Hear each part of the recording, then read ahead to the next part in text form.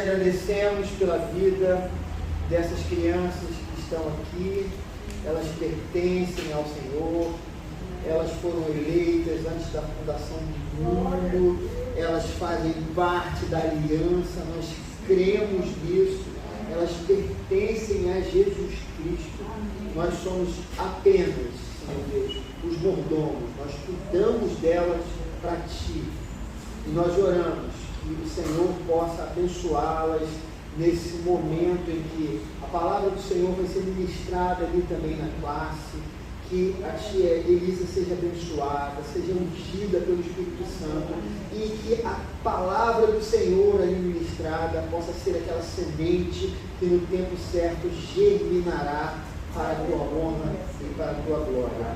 Nós oramos assim, no nome de Jesus. Amém. Esses são livros. Então eu gosto muito de pregar sobre essa carta.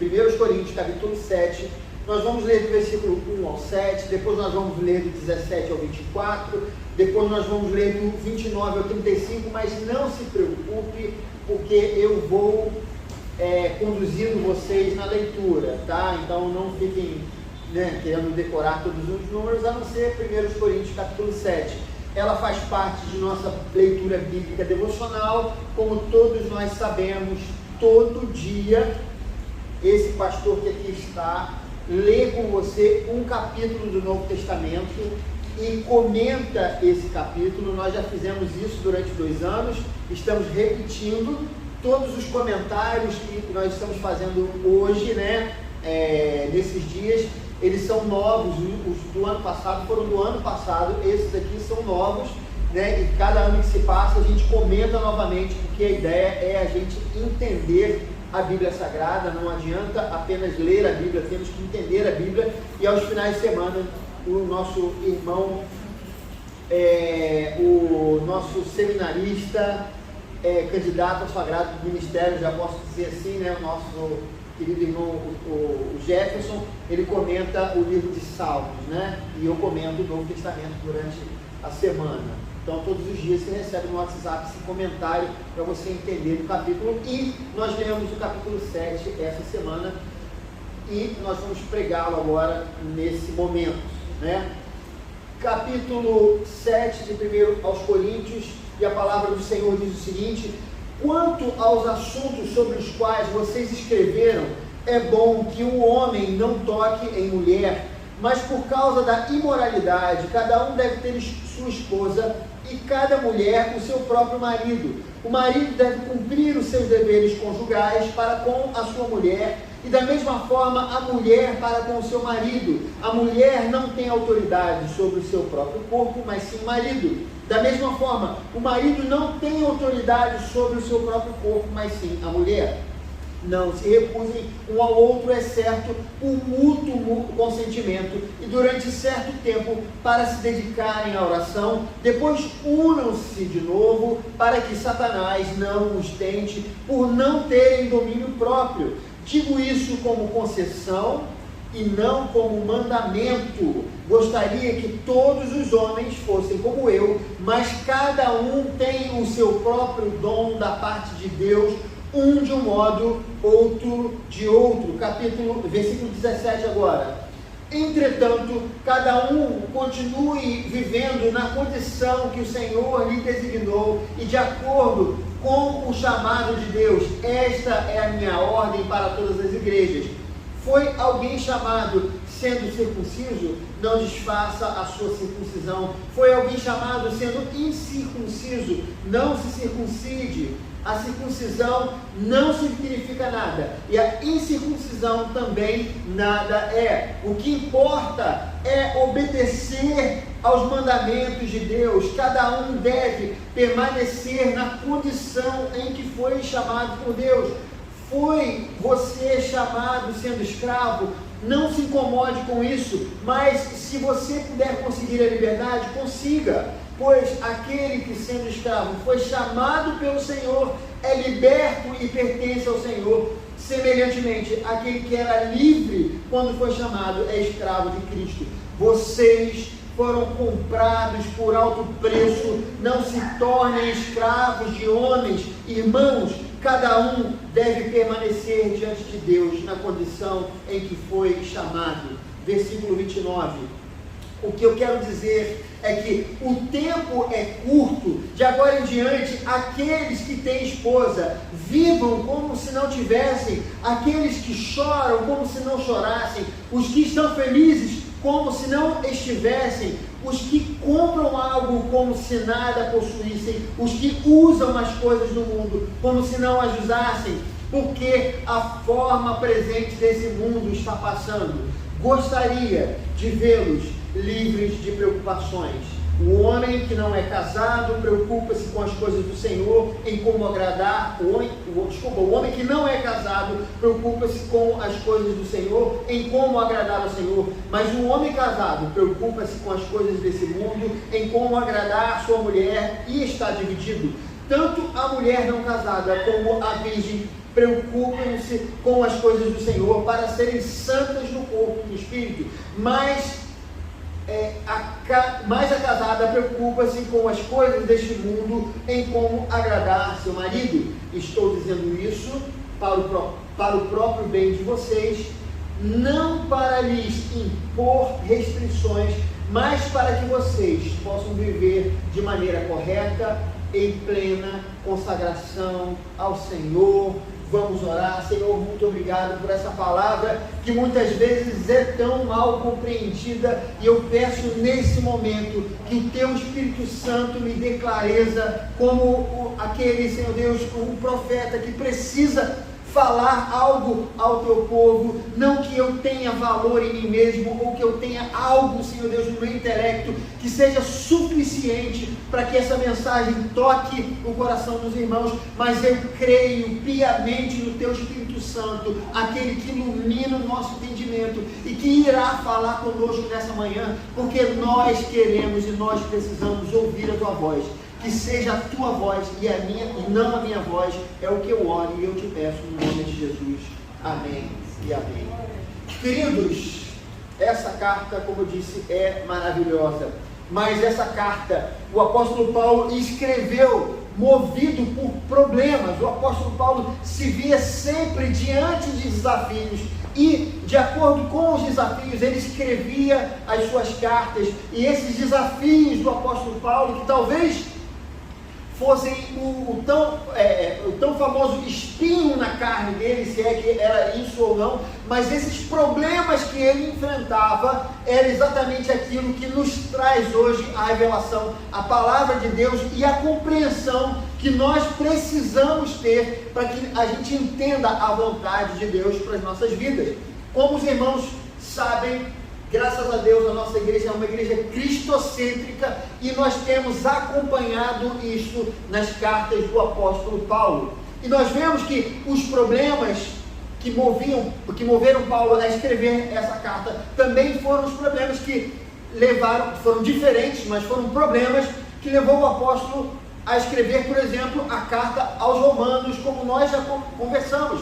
A carta aos Romanos, diferente da carta aos Coríntios, tinha outro problema, e a gente viu que na carta aos Romanos, a questão ali é que havia uma igreja em Roma, que era formada por cristãos gentios e cristãos judeus, que eram judeus e que haviam se convertido a Cristo, e ainda eles não tinham o entendimento necessário da fé, do Evangelho, e por conta dessa falta de compreensão, dessa lacuna no entendimento, eles tinham um racha entre esses dois grupos específicos. Os cristãos gentios se achavam superiores porque eles não cumpriam os ritos da lei. Em contrapartida, os cristãos judeus se achavam superiores porque eles cumpriam os ritos da lei. Paulo escreve para acabar com aquele problema, para trazer luz ao entendimento daqueles irmãos, para que aquilo não prosseguisse entre eles. Já a carta aos Gálatas é uma outra questão. A região da Galácia era formada por igrejas que nós dizemos de gentios, não eram igrejas de judeus, mas cristãos chamados judaizantes. Eles iam aonde os apóstolos pregavam, principalmente o apóstolo Paulo, e eles davam um entendimento ou faziam ensinos conflitantes àquilo que o apóstolo Paulo falava. Paulo falava que a salvação era tão somente pela graça, através da fé. No entanto, o que eles diziam que além da fé em Jesus Cristo, era necessário que eles cumprissem as normas e os ritos judaicos para que eles pudessem alcançar a salvação. Na carta aos Colossenses, há também um problema que nós vimos na semana passada, é que existiam os falsos mestres que também iam às igrejas e foram especificamente à igreja de Colossos, e esses falsos mestres, eles ensinavam que além das questões judaicas, era necessário também uma espécie de um conhecimento, ou seja, eles, ao Evangelho de Jesus Cristo, eles adicionavam elementos do judaísmo e elementos também das religiões gregas, basicamente falando. Mas a carta aos Coríntios, e Paulo resolveu cada uma dessas, dando o ensino necessário, mas a carta aos Coríntios era completamente diferente, o problema era completamente outro. A igreja de Corinto, ela refletia a cultura da cidade dela, né, da cidade de Corinto, né? As pessoas, os cidadãos de Corinto, eles eram herdeiros da cultura helênica, ou seja, eles eram herdeiros dos grandes filósofos do passado, né? Então eles tinham isso como algo de muito orgulho. Então o que dizem os seus historiadores é que em cada esquina de Corinto havia um mestre, um sábio, e ele tinha as respostas mais profundas sobre o cosmos, sobre o universo, e cada um desses mestres, eles arrastavam os seus discípulos, né? Então havia um conflito entre esses discípulos, dizendo: o meu mestre filosófico é maior do que o seu, a resposta que ele tem sobre o universo é maior do que a resposta que o seu mestre dá. Então havia na cidade já um clima de divisão entre esses discípulos. Fora isso, havia também um problema. Essa era uma cidade portuária, então essa cidade era uma cidade muito próspera financeiramente falando, mas por conta de ser uma cidade também muito próspera, era uma cidade onde a prostituição era normalizada.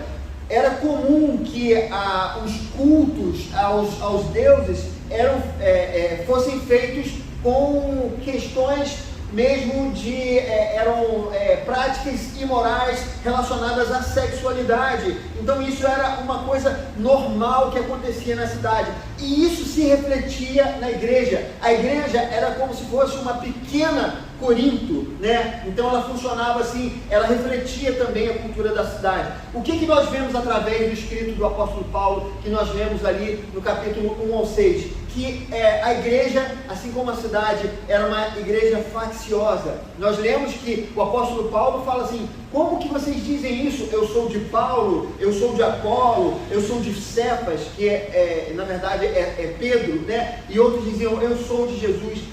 Os irmãos na comunhão da igreja, eles não conseguiam se acertar, eles não conseguiam se unir, simplesmente porque eles eram pessoas divididas entre si. Eles não conseguiam se olhar como iguais, porque havia uma divisão. Uns diziam: não, Paulo é mais importante do que Pedro. Outros diziam: não, eu acho que Apolo é muito maior do que Paulo ou Pedro. Outros já diziam: não, eu não sou nem de Paulo, nem de Apolo e nem de Pedro, eu sou de Jesus Cristo, sou superior a vocês e tal. Mas cada um vivia, né, de maneira em que não conseguia se dar bem com o seu irmão. Esse era o problema.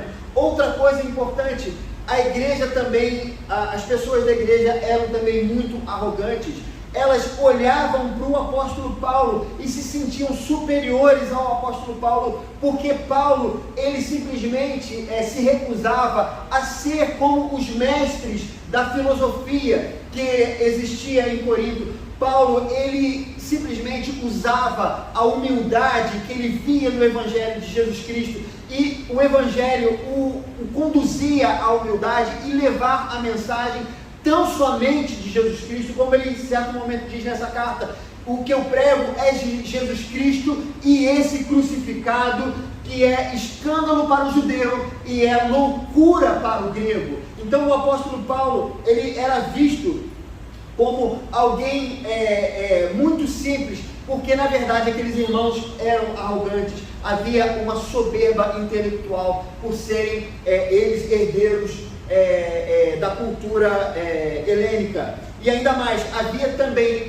o problema da imoralidade na igreja, como nós vimos nessa semana na nossa leitura, onde uma pessoa, um jovem, tinha relações com a madrasta dele, com a mulher do pai, e simplesmente aquilo não era visto pela igreja, ou a igreja ignorava aquele grande problema moral vivido no seio da igreja. E ainda, queridos, muitas pessoas que pertenciam à igreja, que pertenciam a Jesus Cristo, achavam normal a participação naquela prostituição cultual, né, onde os cultos eram feitos com a questão da imoralidade sexual. Eles participavam daquilo e achavam que não tinha qualquer problema o cristão participar dessa coisa.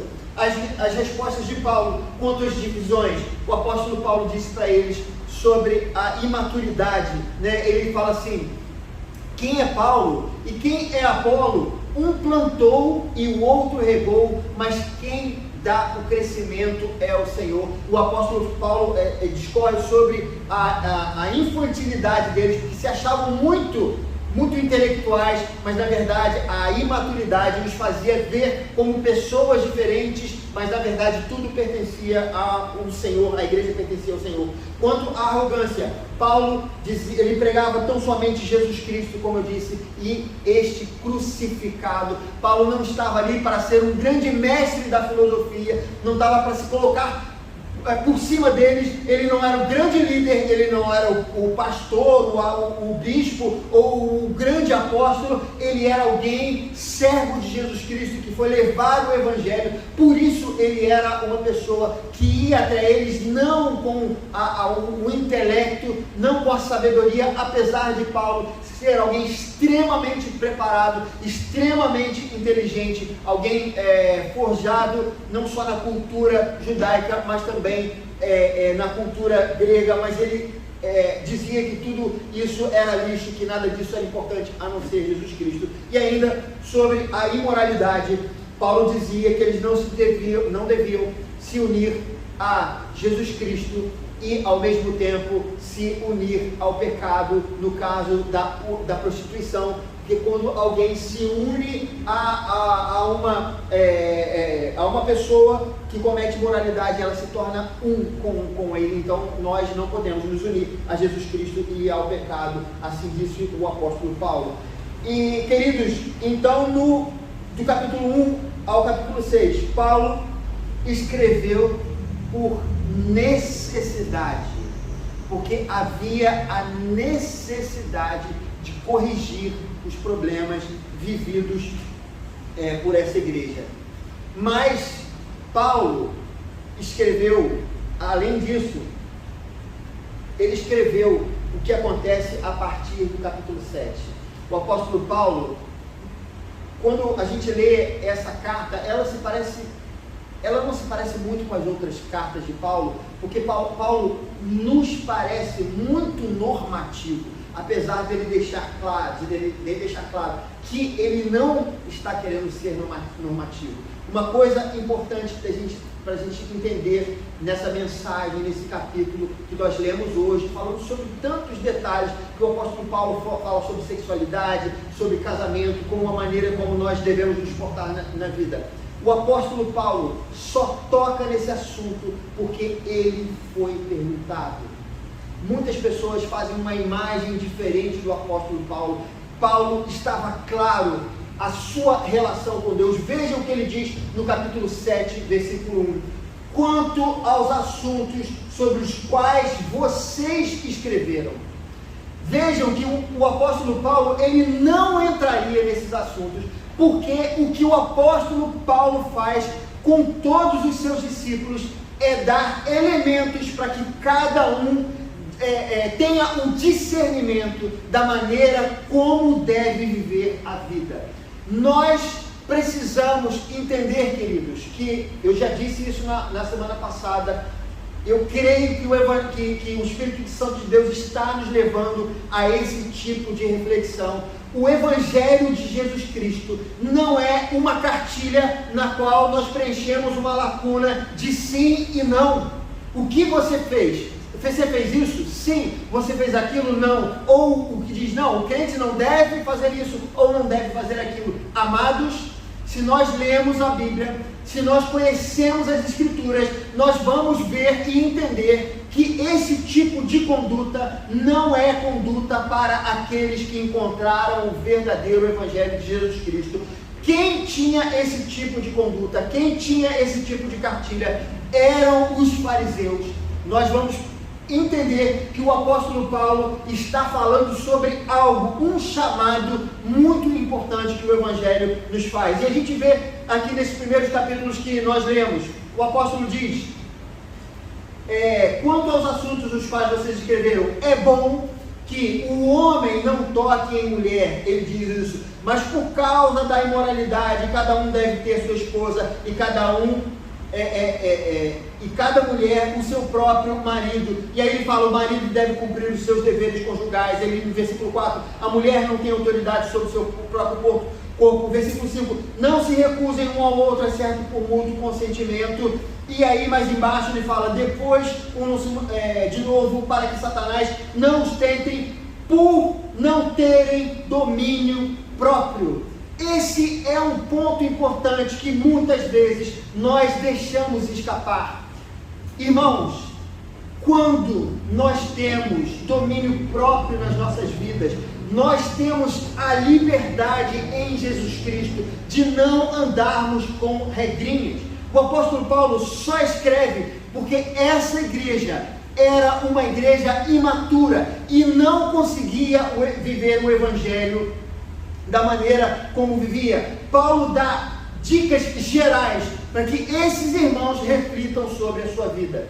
Não é que ele esteja dizendo coisas que não devem ser seguidas, mas na verdade o apóstolo Paulo, ele não quer ao mesmo tempo dar regras. No entanto, nós precisamos entender o contexto dessa igreja. Essa era uma igreja que, apesar de muito bem nutrida na fé, as doutrinas foram bem ensinadas por todos esses 3 apóstolos que nós citamos aqui. Ainda assim, era uma igreja que não raciocinava dessa maneira, e eles precisavam de determinadas balizas, mas isso não é a intenção do apóstolo Paulo. Ele diz, não, para que Satanás não os tente por não terem domínio próprio. Esse é o ponto importante. O que significa que se esses irmãos tiverem domínio próprio, eles têm a liberdade no Senhor de seguir por caminhos diferentes. Isso é importante. Eu não estou dizendo, irmãos,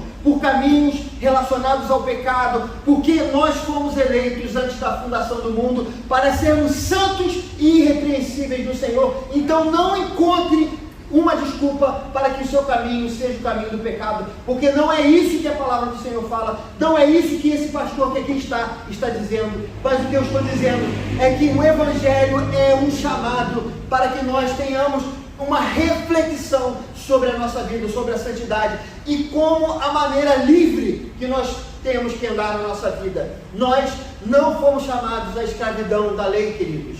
Nós precisamos começar a entender isso e começar a buscar o discernimento. O apóstolo Paulo diz no versículo 6, digo isso como concessão e não como mandamento.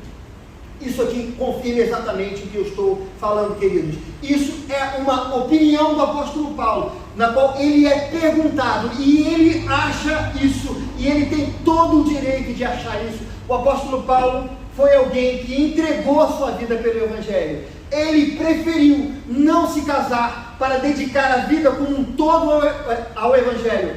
E da perspectiva do apóstolo Paulo, ele tinha razão, irmãos. Ele tinha razão. O apóstolo foi chamado para isso. Olha o que ele diz no versículo 7. Gostaria que todos os homens fossem como eu. Ele não está dizendo, todos os homens têm que ser como eu. Ele não fala isso. Gostaria que todos os homens fossem como eu, mas cada um tem o seu próprio dom da parte de Deus, um de um modo, o outro de outro. Queridos, eu já disse a vocês, eu tenho uma enorme admiração pela vida do apóstolo, por tudo o que ele fez pelo Evangelho de Jesus Cristo. E eu muitas vezes, lendo as cartas do apóstolo, eu me sinto pequeno, porque eu, na minha denominação, eu sou nomeado como ministro do Evangelho. Mas, sendo sincero com os irmãos, vendo a vida do apóstolo, eu me sinto pequeno demais para receber esse título da minha igreja. Eu não sou como o apóstolo Paulo, mas nem de longe, irmãos, ou nem de perto, seja lá o que for. Paulo está a milhas e milhas de distância de mim. Essa é a grande verdade. No entanto, eu tenho o entendimento, porque a palavra de Deus me diz, cada um tem o seu próprio dom diante de Deus. Paulo está dizendo algo relacionado a ele, que ele foi perguntado. O que ele está dizendo é que se o Senhor te chamou para o celibato, faça isso. Mas não faça isso por obrigação, por alguém ter mandado você fazer isso. Não é isso que a Escritura nos fala. Nós precisamos seguir o caminho que o Senhor propôs para nós. Não é a primeira vez que eu digo, minha mãe está sempre aqui para testemunhar essa realidade. O apóstolo Paulo da minha vida foi ela.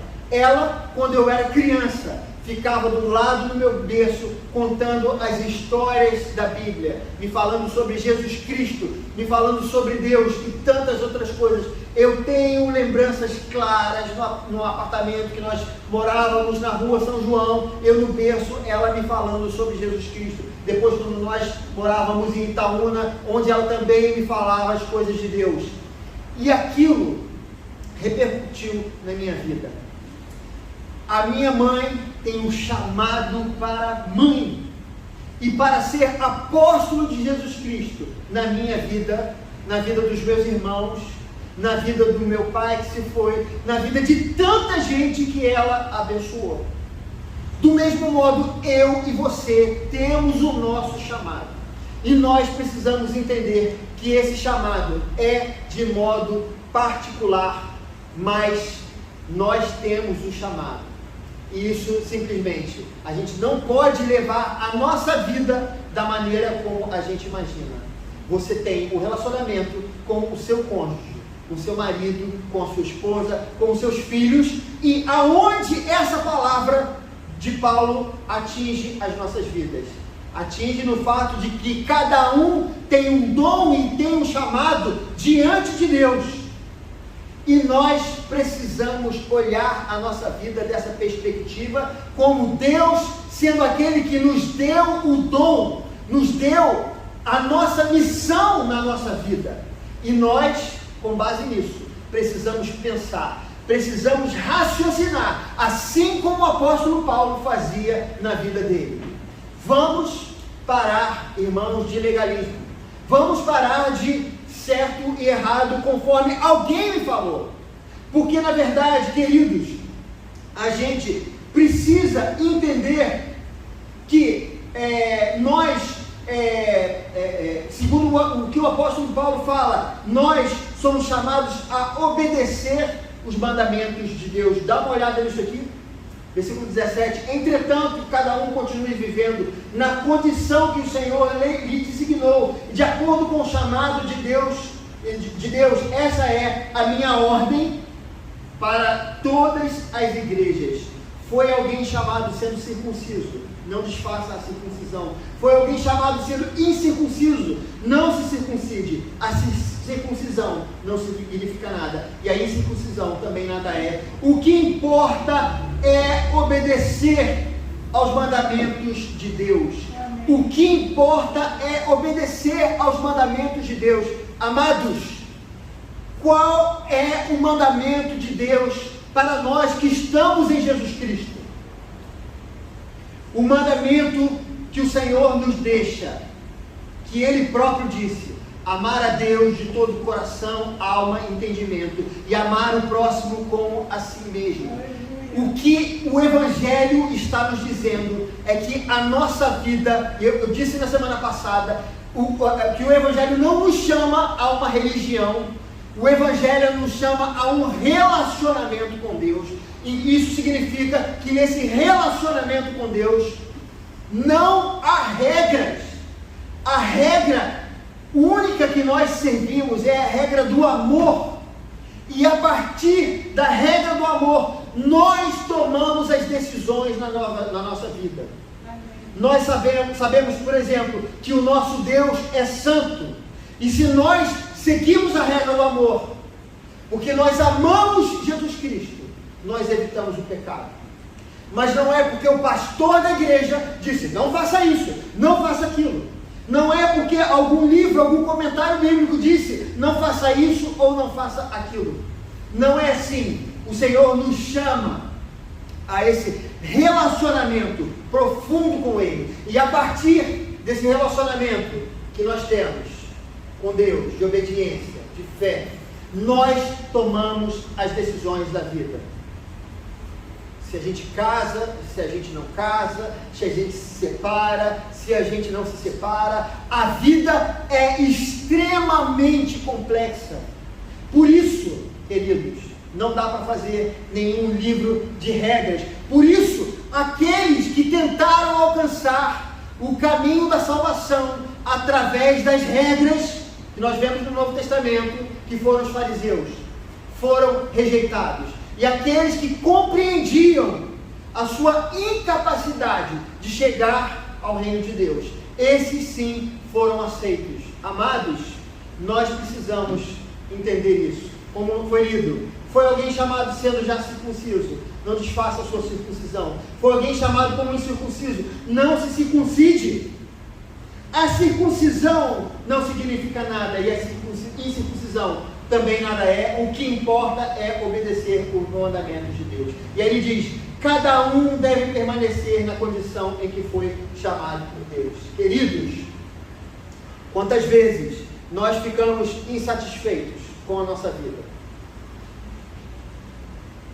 Quantas vezes nós olhamos e parece que falta alguma coisa em nós?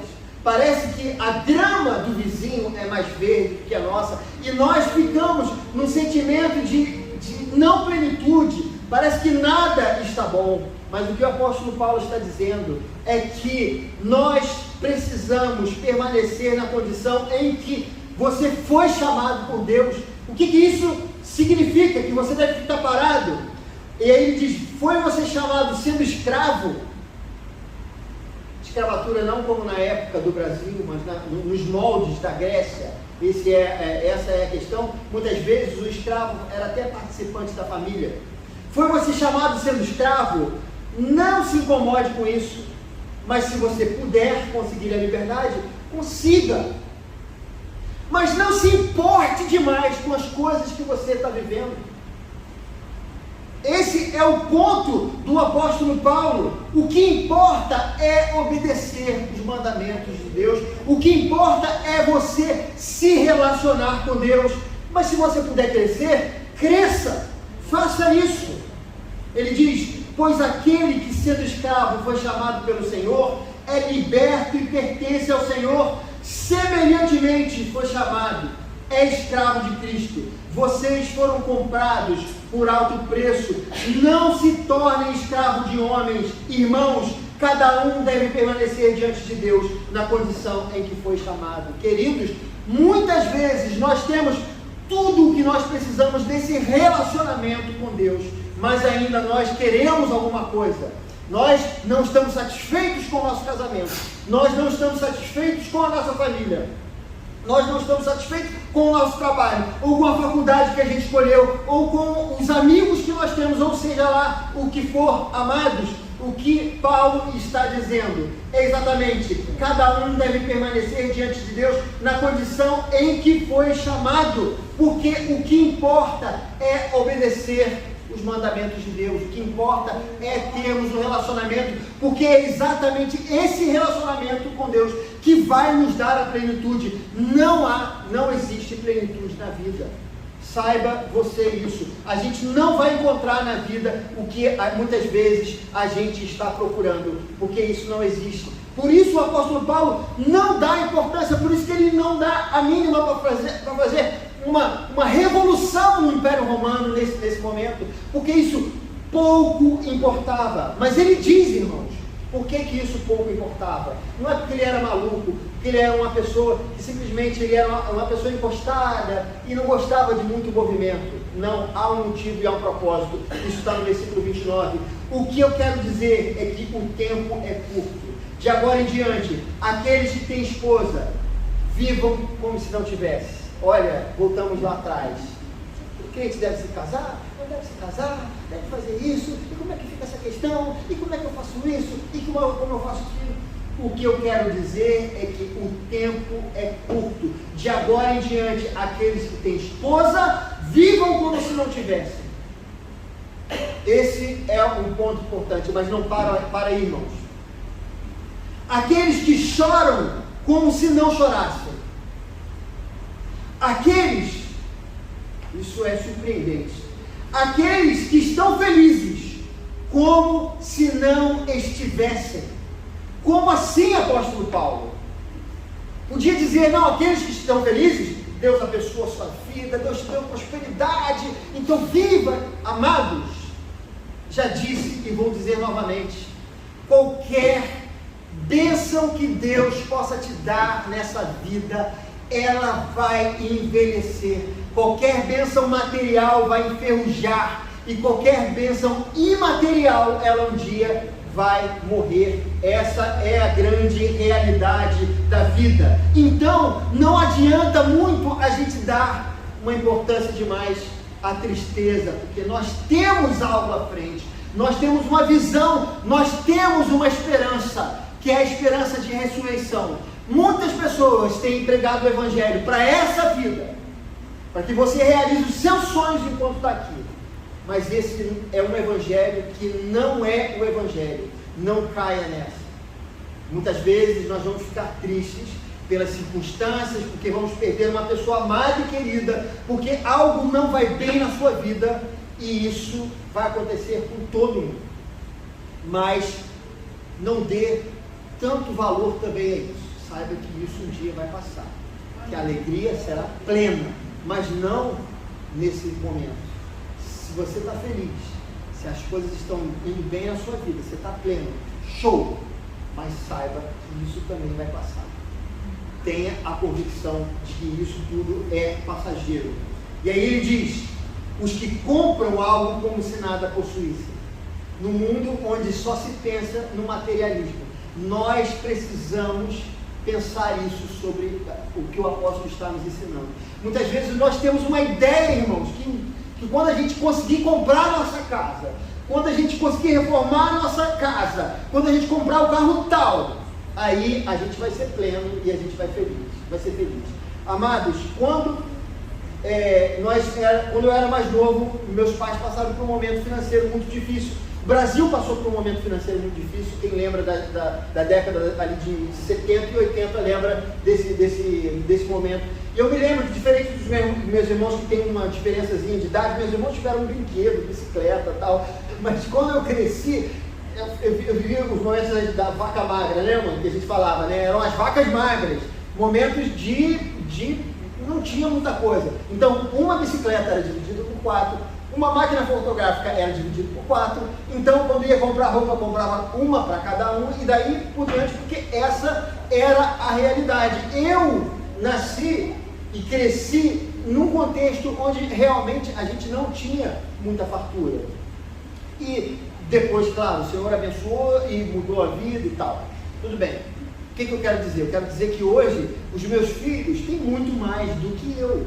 Essa que é a realidade. Eu e Glaucia temos podemos proporcionar uma vida diferente para eles. No entanto, queridos, eu queria dizer que muitas vezes no meu coração há um desejo por ter alguma coisa que eu não tenho, e eu me frustro por isso. O que é isso, queridos? Falta de compreensão, falta de visão que muitas vezes eu tenho sobre o Evangelho. Eu, como qualquer outra pessoa, muitas vezes as pessoas acham, o pastor, ele não sei o que, ele é uma pessoa espiritual demais, não acredite nisso. Pastor não tem uma capa vermelha que sai voando por aqui, sendo, sei lá, um homem de aço, invencível. Segundo as Escrituras, o que a gente vê, pastor é só mais um irmão que é escolhido para o ensino da palavra, só isso, e ele passa por todas as coisas. A verdade é que muitas vezes, queridos, eu tenho a expectativa de comprar, de ter e possuir como qualquer outra pessoa, mas o apóstolo Paulo está dizendo, não tenha a expectativa, os que compram algo como se nada possuíssem, os que usam as coisas do mundo como se não as usassem, porque a forma presente deste mundo está passando. Esse é o ponto. O apóstolo Paulo olhava para isso tudo e falava, em breve eu vou partir, eu não vou ficar aqui muito tempo. Outros irmãos vão chegar no meu lugar e vão partir também. Mas nós temos a promessa de ressurreição, a promessa de vida eterna, e é sobre essa perspectiva que nós precisamos viver a nossa vida, principalmente, queridos, quando as coisas não vão muito bem. E também quando as coisas vão muito bem. Porque nada é para sempre, nem a tristeza, nem a alegria, muito menos a plenitude. todas as coisas são transitórias, a não ser o amor. E o nosso Deus é amor, portanto, Ele é eterno e o amor dele nos garante a salvação e a vida eterna. E nós precisamos ter a ideia de que isso é o que deve consolar a nossa vida. Gostaria de vê-los livres de preocupação, é o que o apóstolo Paulo fala aqui. Eu queria agradecer ao Senhor por essa mensagem, porque muitas vezes, queridos, eu como pastor, eu olho essa igreja com a perspectiva do mundo.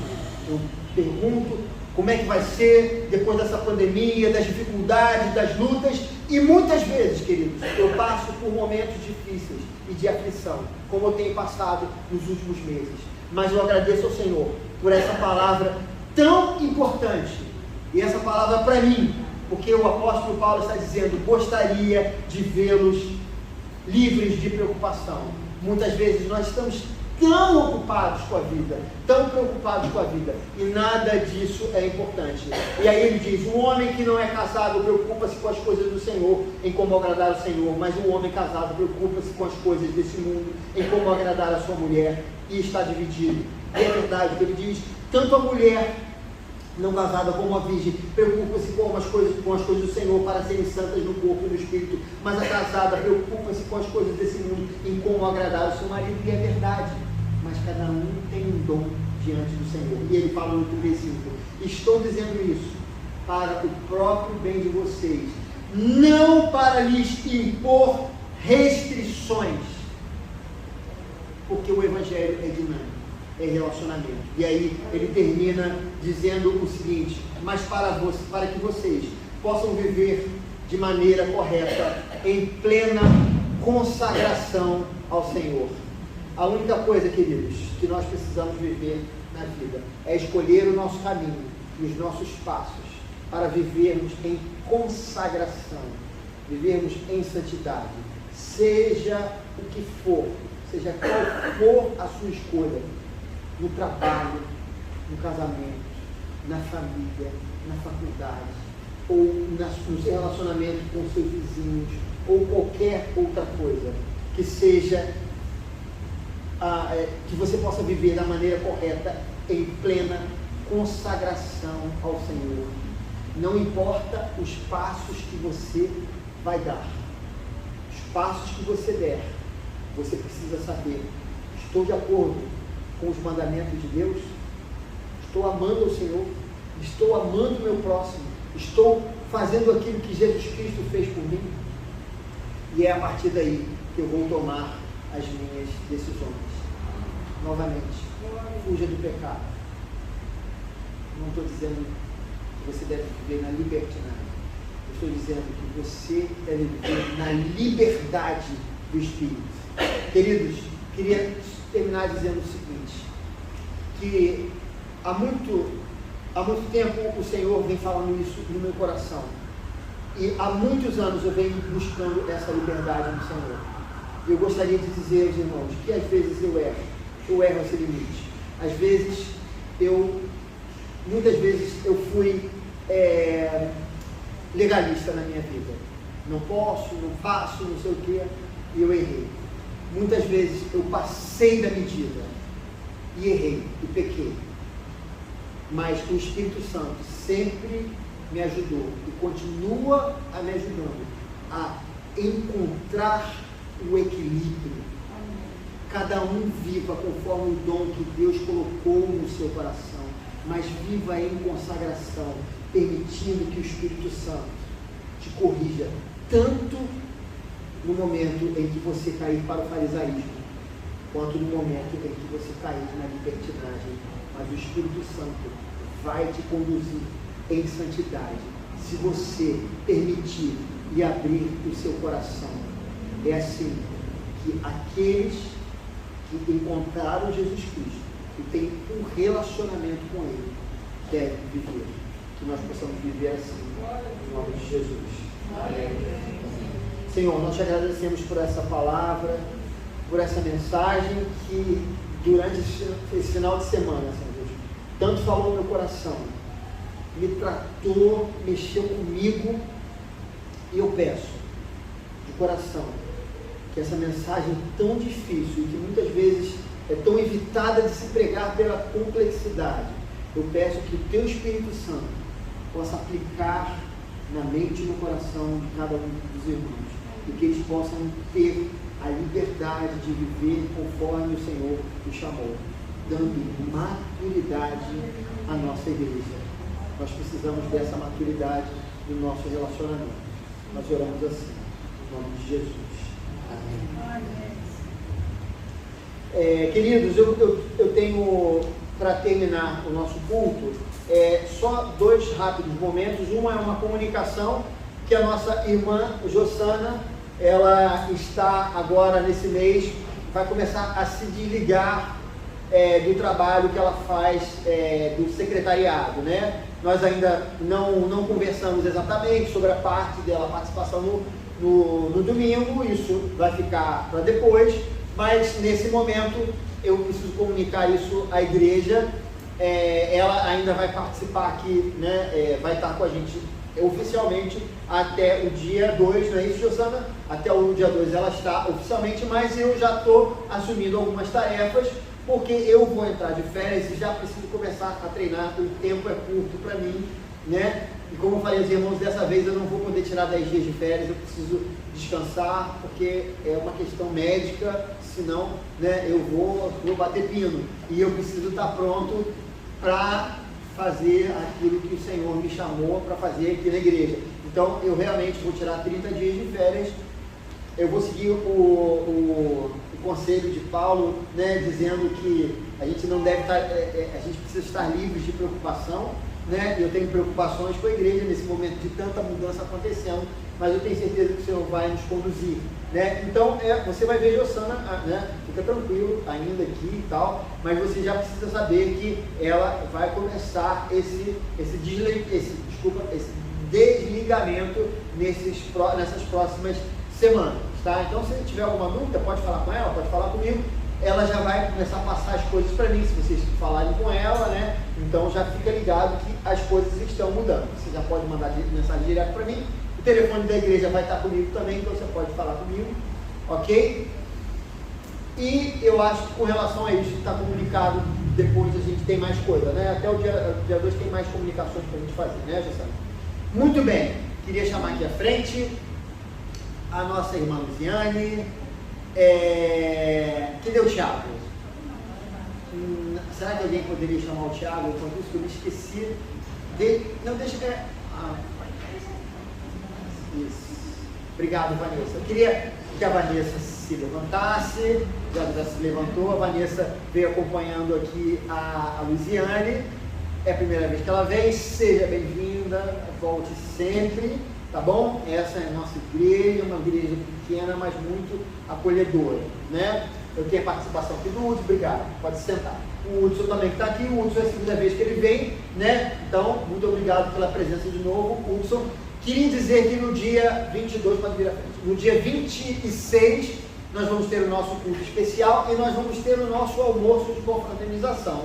Se você quiser participar, é só falar com a Gláucia, entendeu? A Gláucia está resolvendo tudo, essa mulher bonita que aqui está, né, está resolvendo tudo, e você pode falar com ela. Além de ser uma mulher muito bonita, é uma mulher muito organizada e muito despachada, então para organizar isso é perfeito. Eu, por exemplo, eu teria muita dificuldade de fazer isso, né? Então, muito obrigado, Gláucia, por essa ajuda. Então, no dia 26 eu conto com a presença de vocês, porque há muito tempo a gente não faz uma confraternização e eu tenho certeza que vai ser um momento muito especial, tá bom? Eu queria que vocês chegassem aqui e eu vou dizer que a Luziane, que durante 3 anos, né, Luziane, você frequentou aqui a nossa igreja, logo você chegou exatamente no momento que eu estava chegando também. Eu acho que você veio em algum meu que ainda era o Dreivson, não é isso?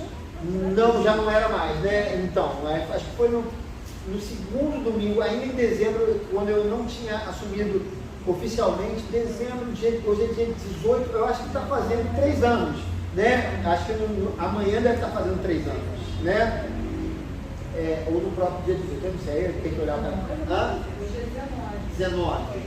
3 anos, né? O Senhor trouxe vocês para cá E enquanto esteve em minhas mãos, eu tentei fazer o máximo possível como pastor. Sei que fui falho em muitas ocasiões, mas eu fiz como se fosse ao Senhor. E eu sei que vocês vieram num momento difícil, e eu tenho certeza que não fui eu, que muitas vezes o Espírito Santo falou com vocês, com você e com o Tiago, através da vida dos irmãos, né? Não só através da minha vida, mas na vida da igreja como um todo.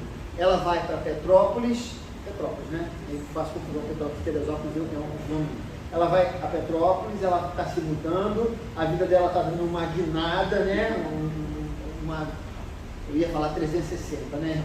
Não, é 180 graus, né? Eu não passei em física, né?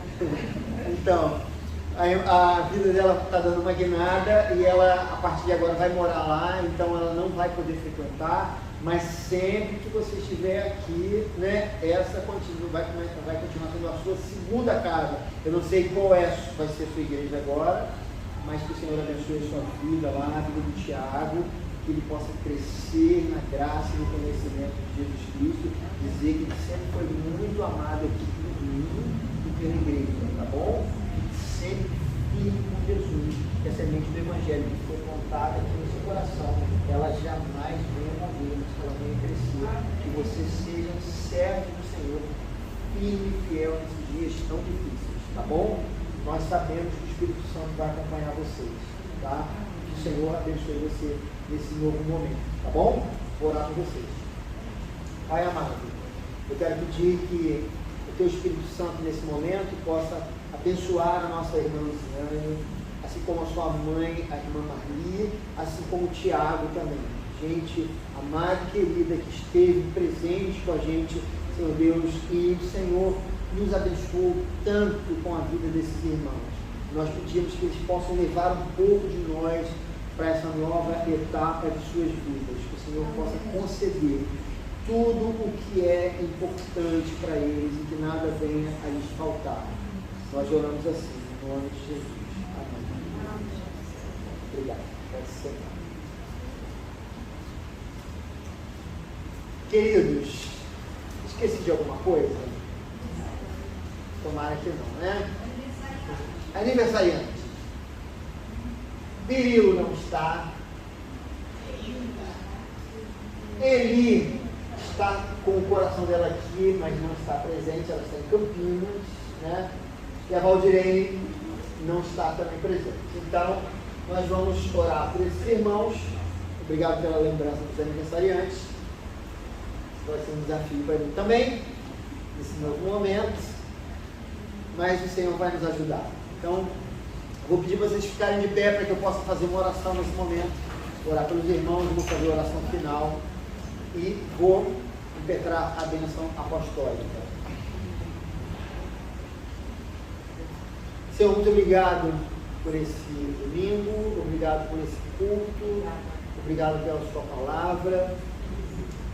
Que o Senhor continue a nos abençoar e nos dar um relacionamento próximo, Senhor Deus, contigo. Que a gente aprenda, assim como Paulo aprendeu a discernir as coisas em sua vida, que nós possamos também aprender a discernir as nuances da nossa vida. Porque Paulo não está presente na minha vida ou na vida do meu irmão para dizer o que nós devemos ou não fazer. Por isso, nós temos a responsabilidade de buscar a maturidade para saber qual é a boa, perfeita e agradável vontade de Deus para cada um de nós.